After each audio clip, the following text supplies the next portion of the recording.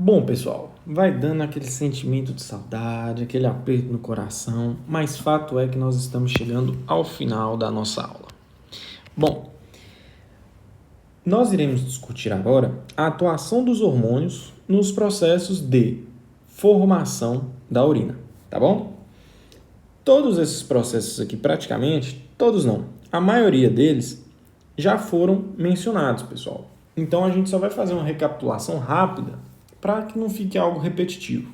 Bom, a aldosterona é um hormônio produzido pelas células do córtex adrenal, né? Lembra que a adrenal é subdividida em córtex e medula. Na medula só tem produção de catecolaminas, né? Epinefrina e norepinefrina. O córtex vai ter a produção de mineralocorticoides, né? Que são os corticoides sistêmicos, a aldosterona, né? Mineralocorticoide é a aldosterona. Falei errado. Glicocorticoides são os corticoides sistêmicos e terá também a produção de androgênios. Fechou?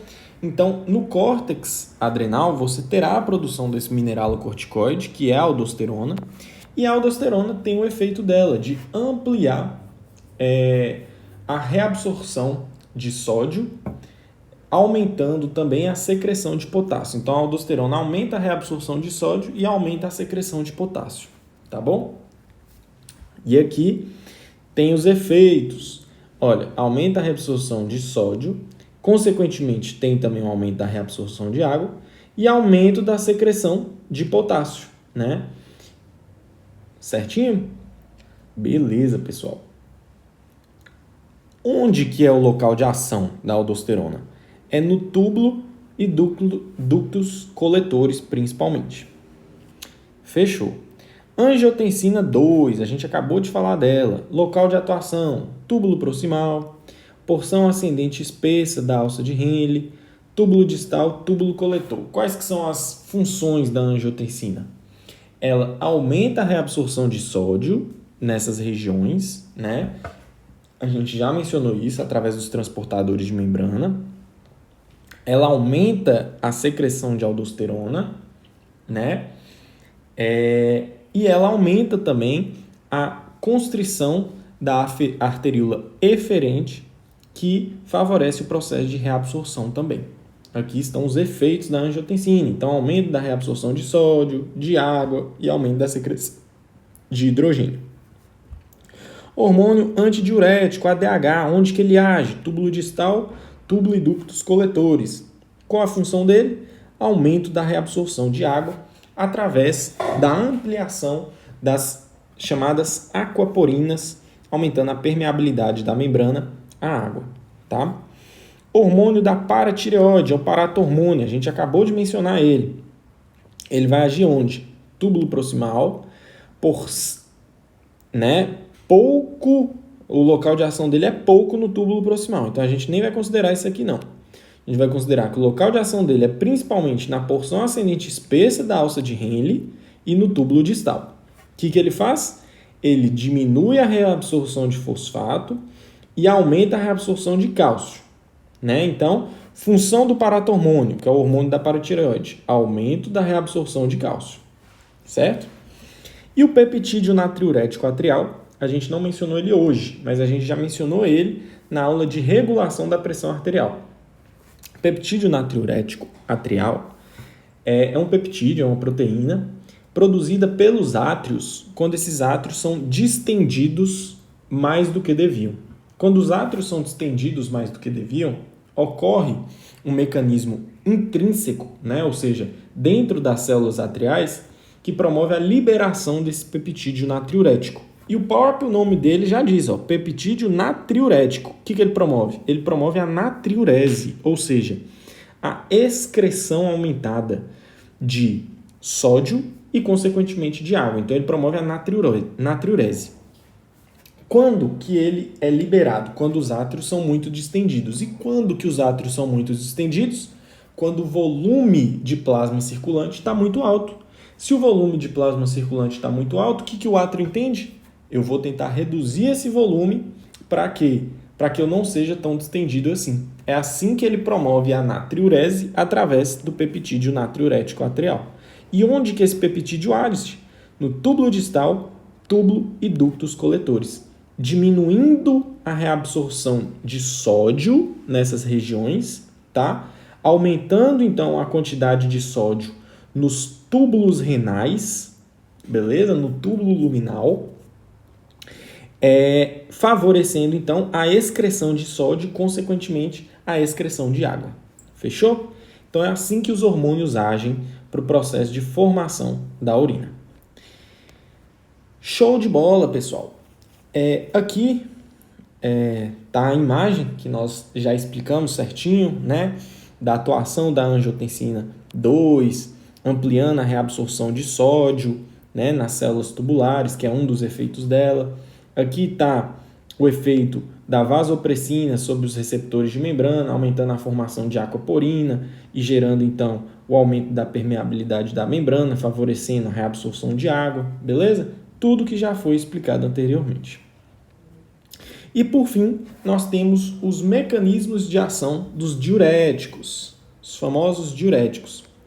Pessoal, dentro do nosso curso, a gente terá uma aula específica na qual eu irei abordar todos os fármacos citados na lista do módulo, tá? Na lista programática dos fármacos que nós precisamos estudar ao longo do módulo. Então, aqui, eu irei passar sobre os diuréticos para fins de potencializar a discussão de vocês ao longo da tutoria. Porém, eu terei uma discussão um tanto quanto mais detalhada mesmo quando eu for ter essa aula, porque não justifica eu ter uma aula agora extremamente detalhada, né, sobre os diuréticos, e depois eu ter uma outra aula extremamente detalhada. Essa aula de hoje vai estar completinha? Vai estar completinha.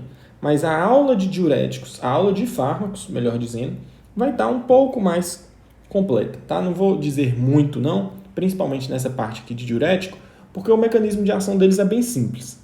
Mas, por exemplo, quando nós falamos de sistema cardiovascular, com os beta-bloqueadores, né? Com certeza a aula específica de cada um dos fármacos vai estar mais aprofundada, tá bom? Só uma observação, mas podem ficar despreocupados que com a nossa discussão de hoje vocês vão conseguir discutir tranquilamente esses fármacos na tutoria, tá? Primeira classe de diuréticos são os diuréticos osmóticos. Um exemplo é o manitol. Qual que é o efeito desses diuréticos osmóticos, pessoal? Aqui traz para nós, ó, eles inibem a reabsorção de água e de soluto, certo? Aumentando a osmolaridade do líquido tubular. Então, o que esses diuréticos osmóticos eles fazem? Eles vão lá nos túbulos proximais, principalmente, e vão inibir os transportadores luminais que carregam solutos para dentro do líquido intersticial, certo? Para dentro das células tubulares. Com isso, os solutos e, portanto, a água fica retida no interior do túbulo, tá? Como a água como os solutos ficam retidos no túbulo proximal, principalmente, isso aumenta a osmolaridade do líquido tubular e, consequentemente, aumenta o volume de água ali dentro, já que a água procura onde tem muito soluto, onde tem alta osmolaridade. Se é no túbulo que está tendo alta osmolaridade, a água vai ficar retida ali. Com isso, você tem uma excreção aumentada de urina, ou seja, você tem um volume urinário aumentado, que é a função de um diurético, é aumentar a diurese, aumentar o volume urinário. E os diuréticos osmóticos agem dessa forma, aumentando a osmolaridade do líquido tubular para favorecer o aumento de volume urinário, tá? Segunda classe, diuréticos de alça, furosemida, bumetanida, a gente já citou.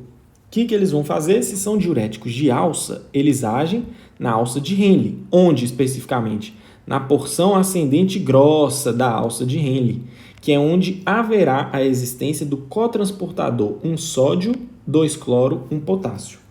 O que esses diuréticos de alça fazem, pessoal? Eles inibem esse cotransportador 1 sódio, 2 cloro, 1 potássio. Quando esse diurético de alça faz isso, quando ele inibe esse cotransportador, sódio, cloro e potássio fica retido na região da alça de Henle.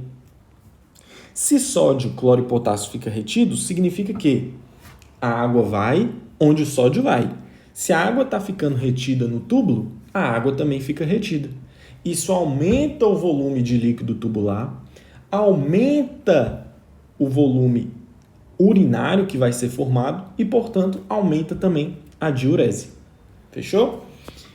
Então, é assim que os diuréticos de Alce agem para promover a diurese. Terceira classe, diuréticos tiazídicos. Nós já mencionamos, hidroclorotiazida, clortalidona, beleza? Qual que é a função deles? Eles vão agir principalmente nos túbulos distais iniciais, inibindo aquele cotransportador de sódio e cloro que existe na membrana luminal, que nós mencionamos.